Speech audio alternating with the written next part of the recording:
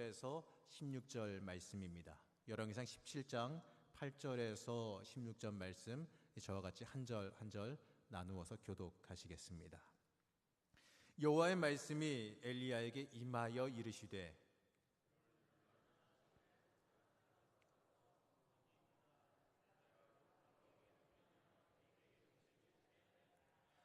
그가 일어나 사르밧으로 가서 성문에 이를 때에 한 과부가 그곳에서 나뭇가지를 줍는지라. 이에 불러 이르되 청하건대 그릇에 물을 조금 가져다가 내가 마시게 하라.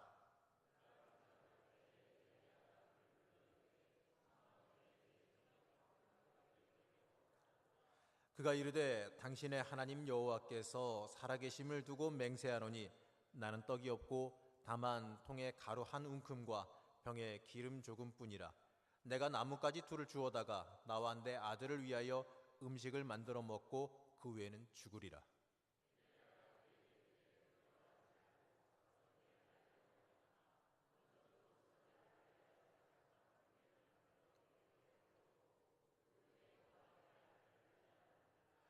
이스라엘의 하나님 여호와의 말씀이 나 여호와가 비를 지면에 내리는 날까지 그 통에 가루가 떨어지지 아니하고 그 병의 기름이 없어지지 아니하리라 하셨느니라.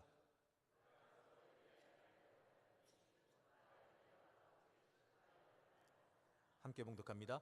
여호와께서 엘리야를 통하여 하신 말씀같이 통의 가루가 떨어지지 아니하고 병의 기름이 없어지지 아니하리라. 아멘. 할렐루야. 기도의 자리에 오신 여러분 축복합니다. 기도의 자리 사모할 때에 하나님과 더 깊은 만남의 역사가 있을 줄로 믿습니다. 잊지 마시기 바랍니다. 우리가 하나님 만나면, 하나님 진정으로 깊게 만나면 모든 걱정, 의심, 문제 다 해결됨을 믿으시기 바랍니다. 기도의 자리에 나오는 것이 모든 문제 해결의 시작임을 잊지 말고 믿으시기 바랍니다. 오늘 제가 정한 이 말씀의 제목을 하나님 중심의 신앙이라고 한번 정해봤습니다.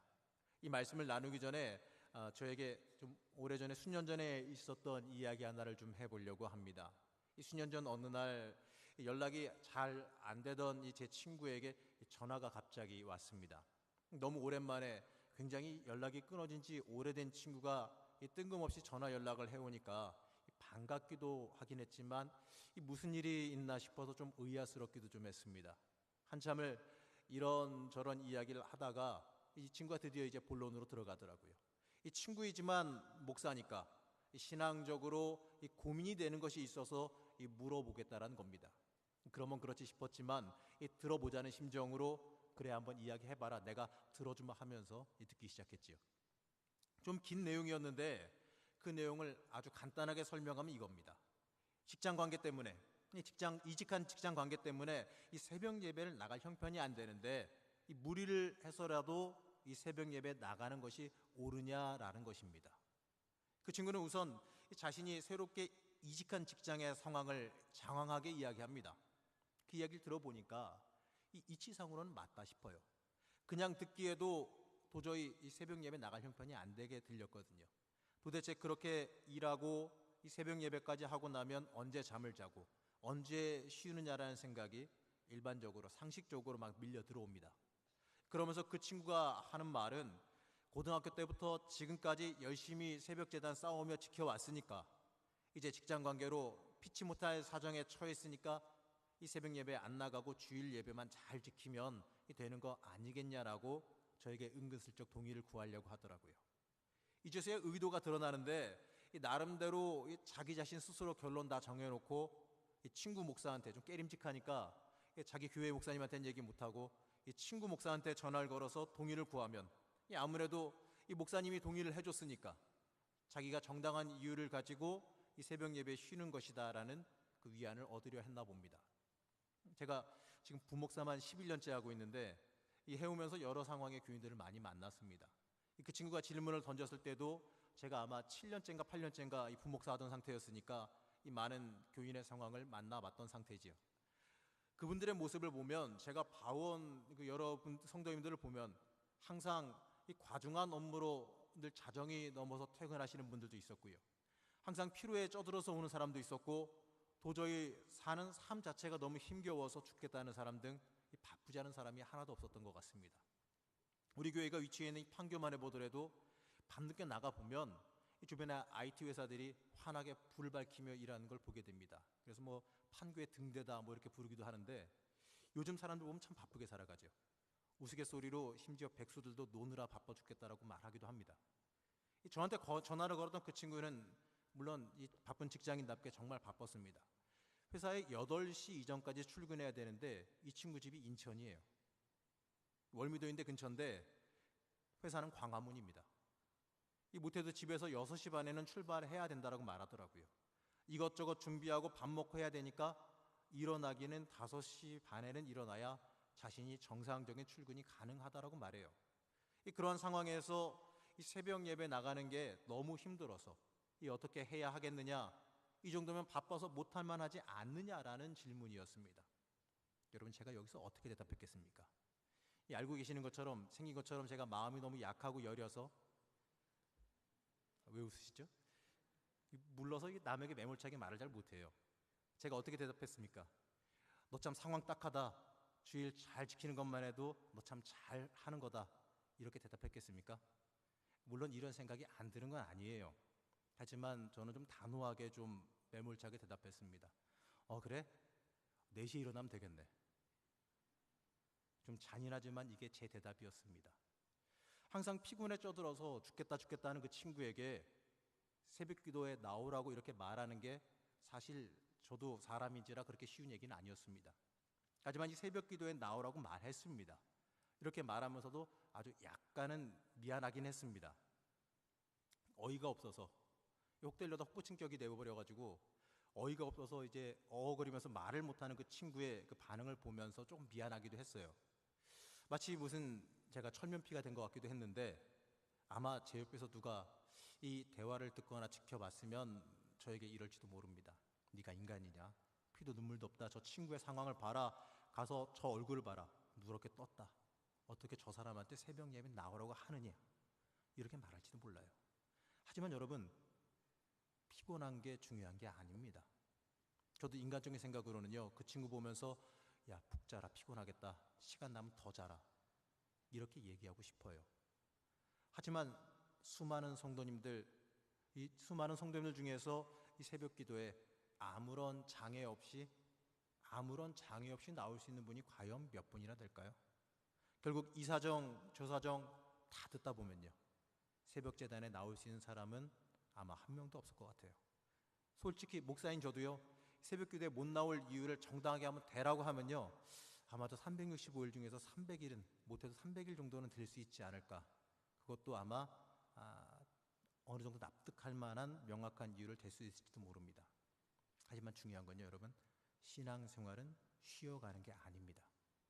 핑계를 대기 시작하면 하루도 하나님 앞에 나올 수 있는 날이 없습니다.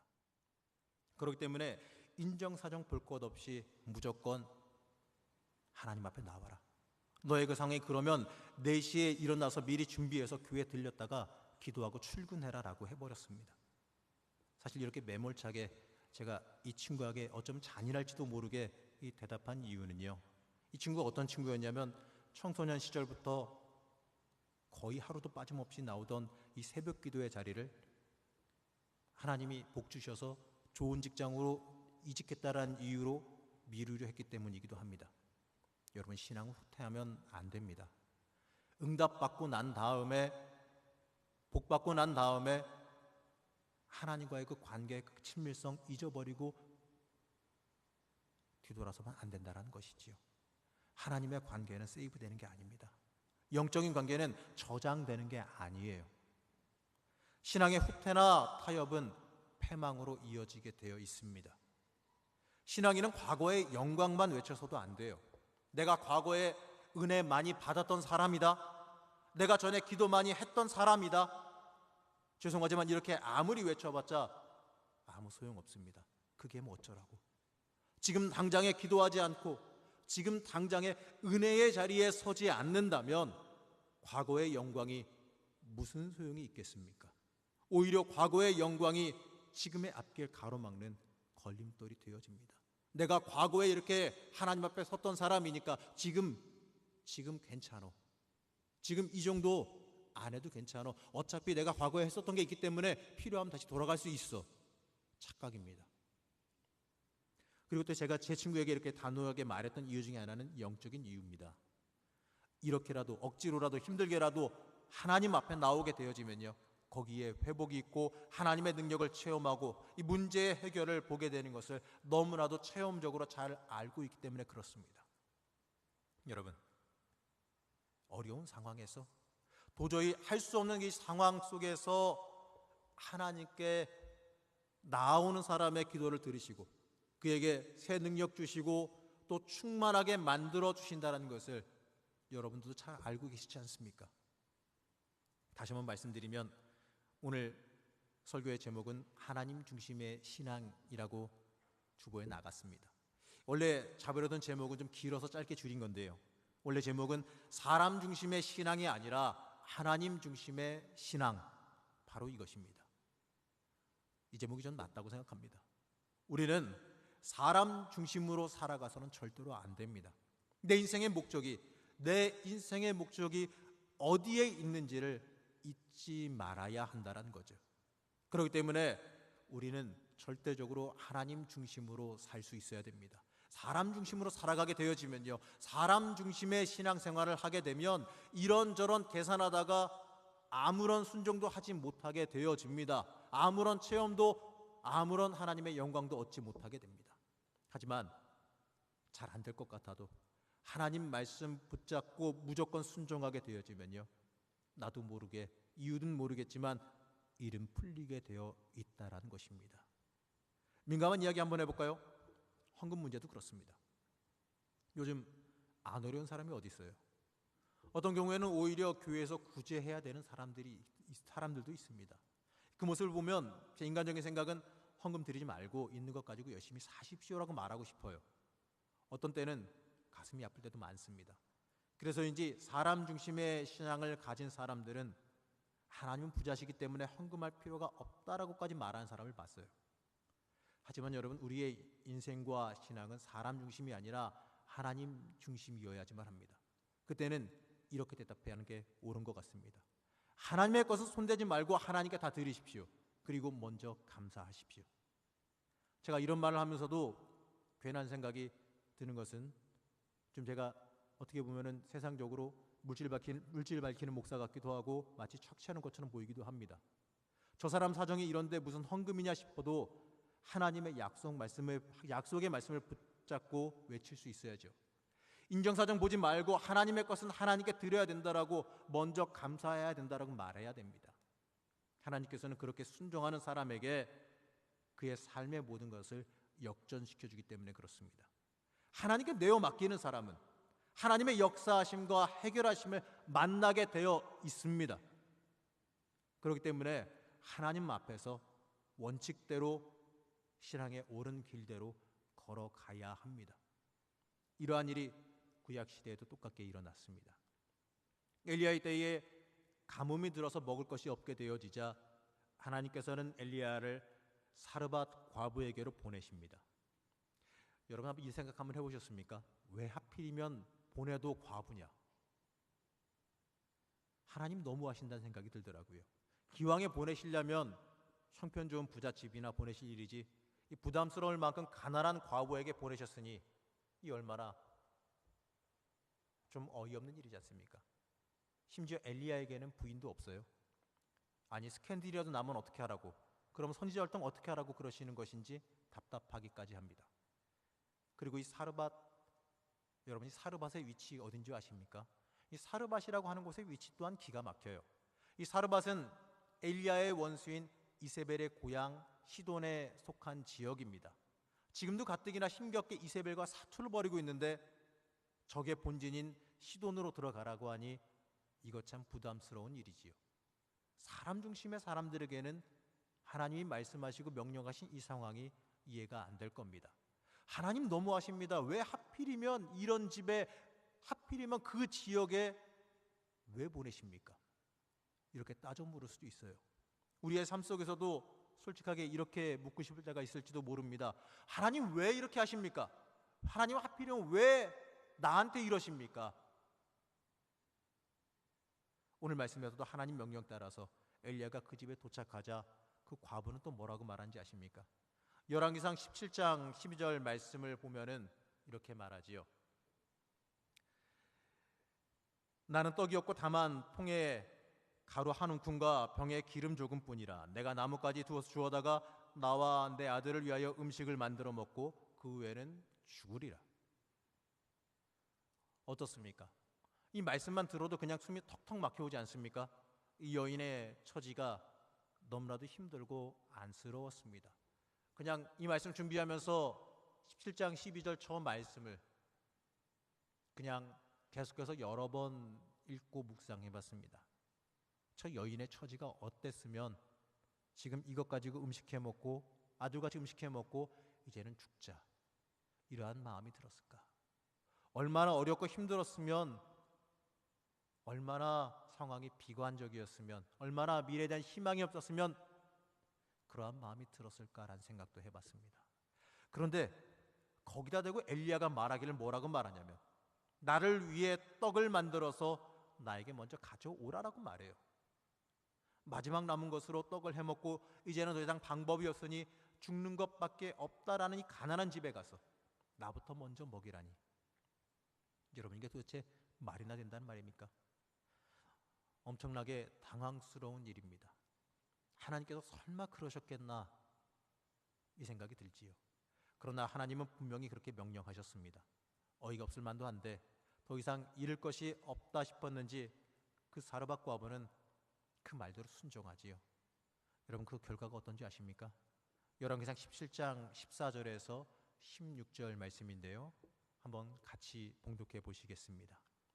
이스라엘의 하나님 여호와의 말씀이 나 여호와가 비를 지면에 내리는 날까지 그 통의 가루가 떨어지지 아니하고 그 병의 기름이 없어지지 아니하리라 하셨느니라. 그가 가서 엘리야의 말대로 하였더니 그와 엘리야와 그의 식구가 여러 날 먹었으나 여호와께서 엘리야를 통하여 하신 말씀같이 통의 가루가 떨어지지 아니하고 병의 기름이 없어지지 아니하니라.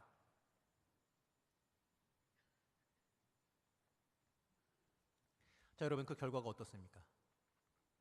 우리가 이미 잘 알고 있는 것처럼 이 사르밧 과부가 순종하여 이 엘리야의 말대로 행하자 그 통의 가루와 병의 기름이 떨어지지 않아서 흉년을 이기는 하나님의 은혜가 임함을 보게 됩니다. 여러분, 이것이 바로 사람 중심의 신앙과 하나님 중심의 신앙의 차이점입니다. 믿음의 자녀들은 이 세상적인 것들이 배경이 되어서 우리에게 속삭이는 말에 귀를 기울이지 말아야 됩니다. 세상적인 것들이 이 논리적으로 말하는 것을 들어보면요, 다 맞아요, 옳아요. 거꾸로 하나님 중심의 신앙이 완전히 못된 착취로 보이기까지 합니다. 여러분, 요즘 입시는 항상 큰 화두죠.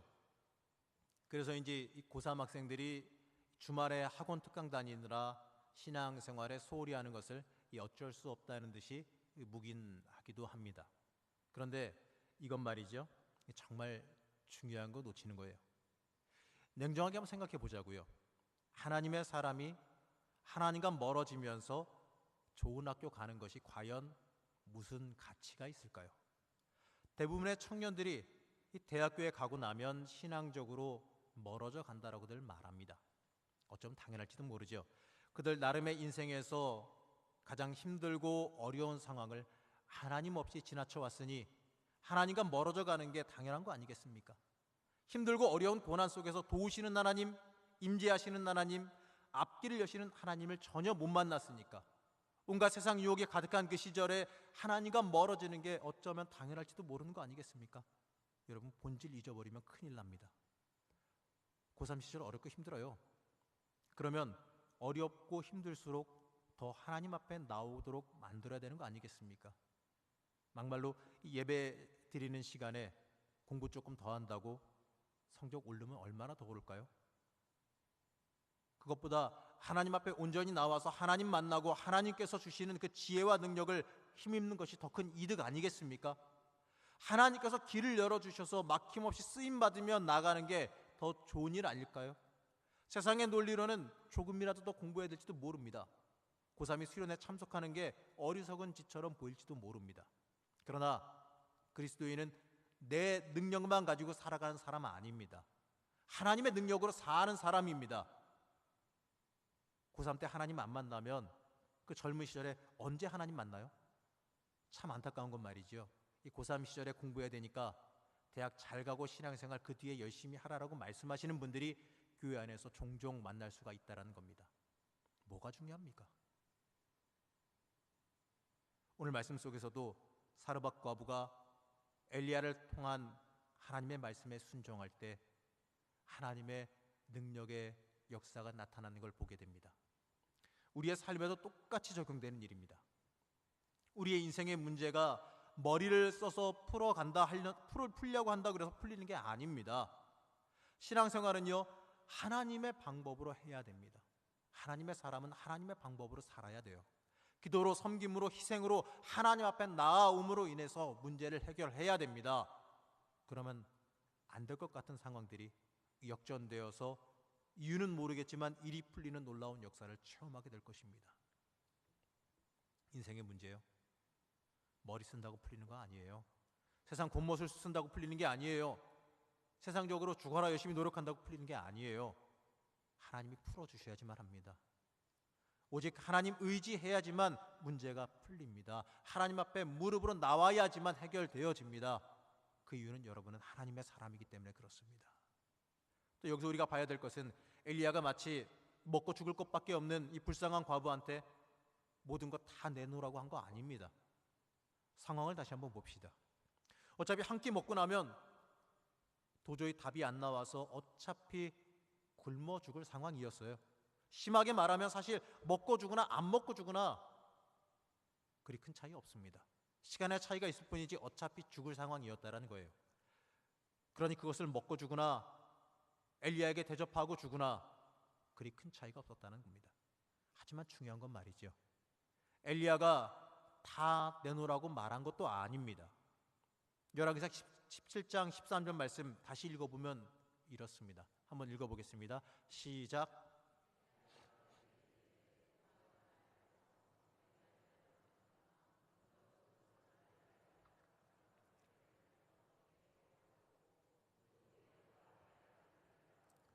여기서 이 말씀 잘 보세요.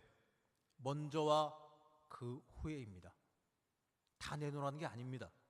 나를 위하여 작은 겁니다. 나를 위하여 작은 떡 한 개를 만들어 주고 나머지는, 더 큰 나머지는 너희가 먹으라. 여러분, 이 문제는요, 우선순위의 문제입니다. 먼저 엘리야에게 주고 그 다음은 너와 내 아들을 위해 만들라고 명한 이 우선순위의 순서만 지켜도, 이 우선순위만 바뀌어도 인생은 달라지게 되어 있습니다. 사람의 우선순위를 보게 되면 그 사람의 수준을 알 수 있다라고 말합니다.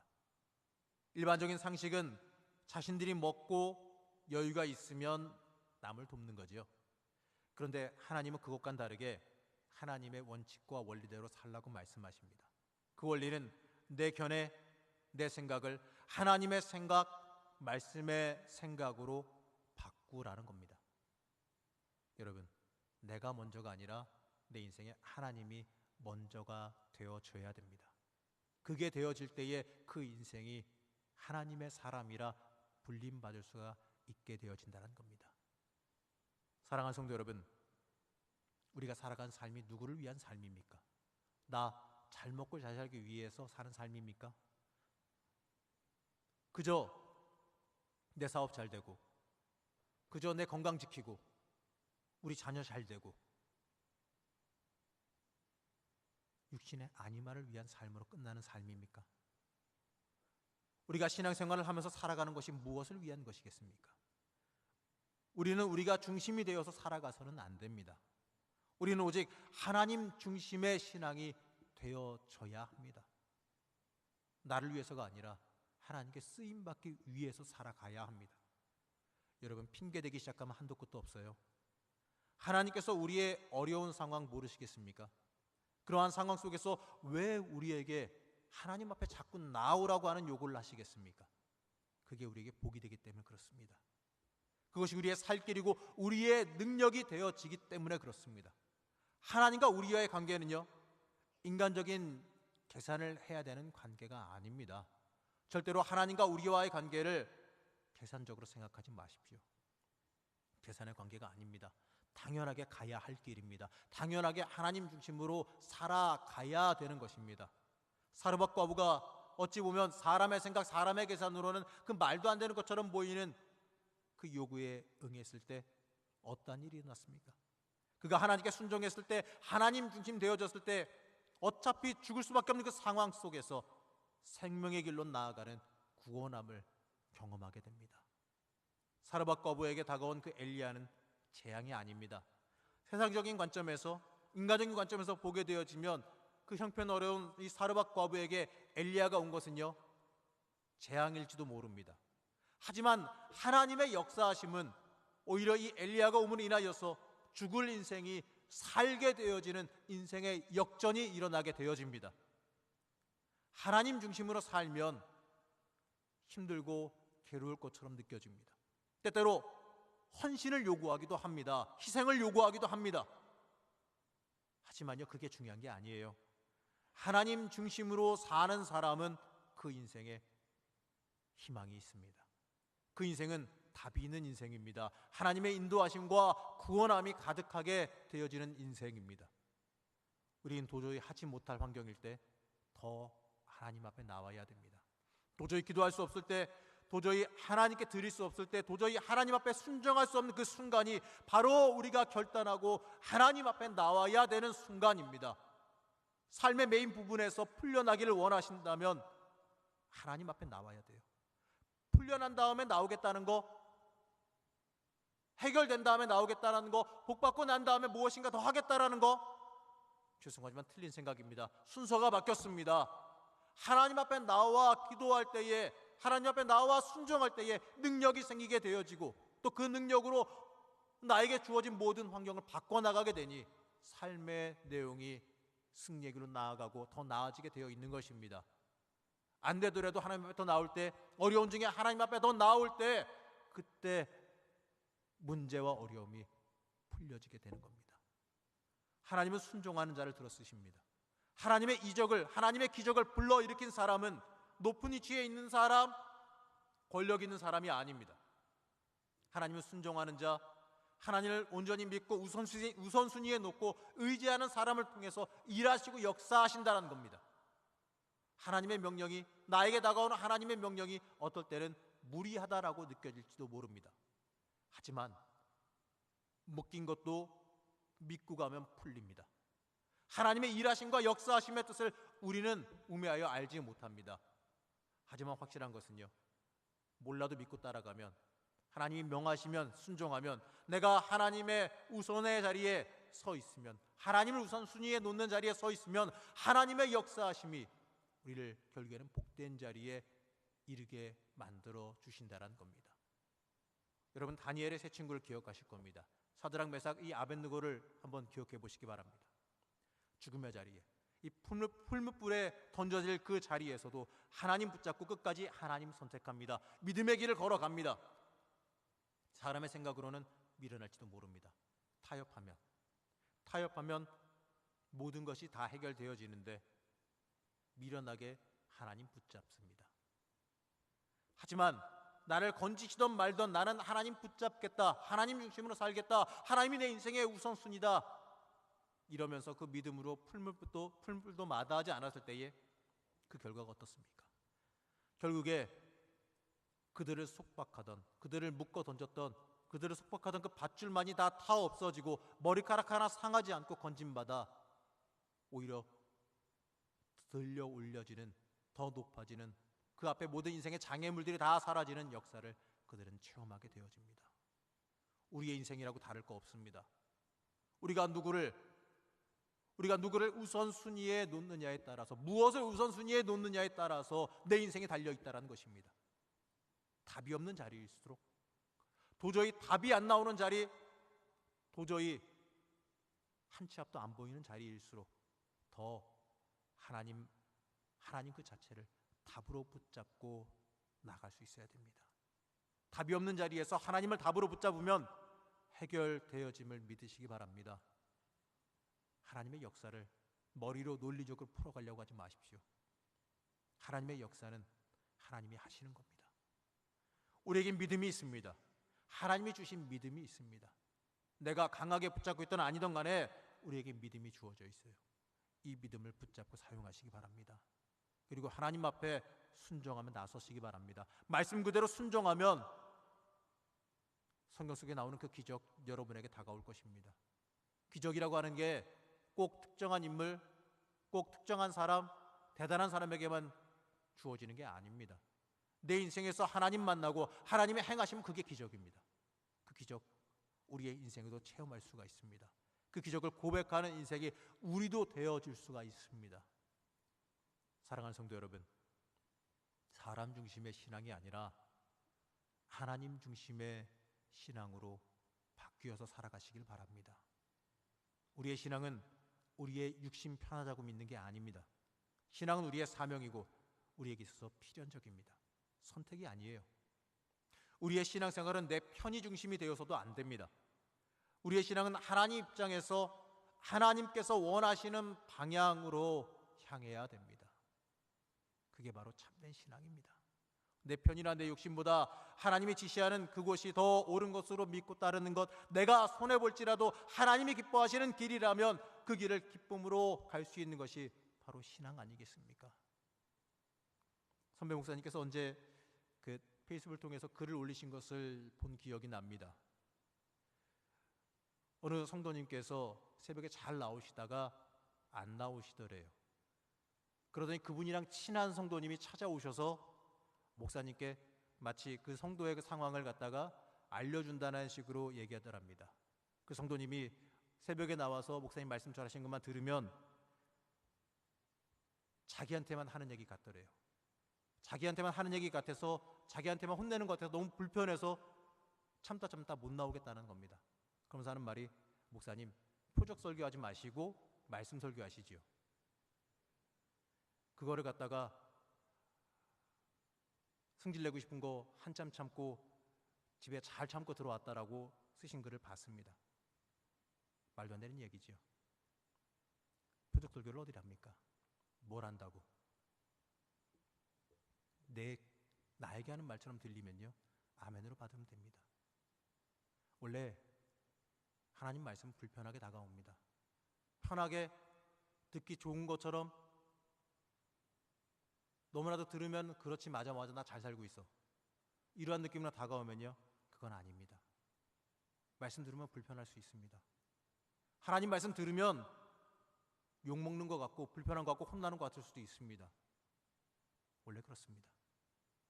내가 하나님 앞에 말씀의 기준 앞에 서야 되기 때문에 그렇습니다. 하나님 말씀 듣고 불편하면 그거 불편하다고 원망하고 왜 그렇게 하신대 이럴 게 아니라 그 말씀에 비추어서 내가 하나님의 뜻대로 살고 있느냐 살지 못하고 있느냐를 다시 한번 점검하고 돌이키고, 그리고 하나님의 자리에 돌아오라고 하는 하나님의 초대의 음성으로 들을 수 있어야 합니다. 여러분, 우리의 삶을 살아갈 때 무엇을 중심으로 놓고 살아가시길 원하십니까? 여러분의 인생 누구 겁니까? 내 인생 내 것 같지요? 하나님 겁니다. 오늘의 제목 다시 한번 말해보면 뭡니까? 하나님 중심의 신앙입니다. 그게 바로 우리의 인생의 답입니다. 저는 오늘 이 말씀 준비하면서 우리의 인생의 답이 뭘까 이 생각을 한번 해봤어요. 결론은 딱 하나입니다. 다 알고 있는 답입니다. 우리의 인생의 답은 하나님입니다. 하나님이 내 인생의 주인 되어지는 것, 하나님이 내 인생의 왕 되어지는 것, 하나님이 내 인생의 방향 되어지는 것, 하나님의 말씀이 내 인생의 기준점 되어지는 것이 바로 우리의 인생의 답입니다. 신앙인의 답입니다. 우리의 삶 속에서 갈림길을 만나거나 선택의 자리를 만나거든 우리는 무엇이 더 하나님이 원하시는 길이고 하나님의 뜻에 맞는 것인지를 생각해 보시기 바랍니다. 내 손해와 내 욕망을 내세울 것이 아니라 하나님의 방향에 나를 맞춰 가시기 바랍니다. 여러분, 신앙생활은 하나님의, 사람의 길은 하나님의 방향에, 하나님의 방법에 나를 맞춰가는 겁니다. 그게 훈련의 과정 아니겠습니까? 하나님께서 제시하신 그 방향과 하나님이 제시하신 그 모양의 나라고 하는 그 모양을 갖다가 깎아서 하나님이 제시하신 그 방향에 맞춰 끼워 넣는 것이 바로 훈련 아니겠습니까? 못 한 데다 깎이고 하나님이 제시하신 방향에 맞게 내가 다듬어졌을 때에 그때부터가 내가 쓰임받을 수 있게 준비되어지는 거 아니겠습니까? 하나님의 원하시는 그 모습에 내가 맞게 깎여졌을 때에, 내가 맞게 변화되어졌을 때에, 준비되어졌을 때에 그때부터 나는 쓰임받기 시작하는 겁니다. 그때까지는 나는 준비되어지는 겁니다. 그게 바로 성숙의 과정 아니겠습니까? 하나님 중심의 신앙, 그 길은 우리에게 생명의 길이 되어줄 것입니다. 세상 속에서 힘들수록, 어려움을 겪을수록 우리는 본질로 돌아가야 됩니다. 제발 문제와 어려움에 처했을 때에 문제와 어려움만 바라보지 마십시오. 문제와 어려움이 크게 나에게 다가온다 그래서 내가 감당할 수 없는 문제와 어려움을 겪는다 그래서 그 문제와 어려움만 쳐다보면 좌절하고 실망하고 넘어질 수밖에 없습니다. 내가 해결할 수도 없는 그 커다란 문제 바라보면 가슴 답답하고 해결할 방법이 없으니 주저앉을 수밖에 없습니다. 그래서는 안 됩니다. 그때는 그 문제보다 더 크신 하나님, 나에게 다가온 그 문제와 어려움보다 더 크신, 더 능력 있으신 하나님 바라볼 줄 알아야 합니다. 그래야 삽니다.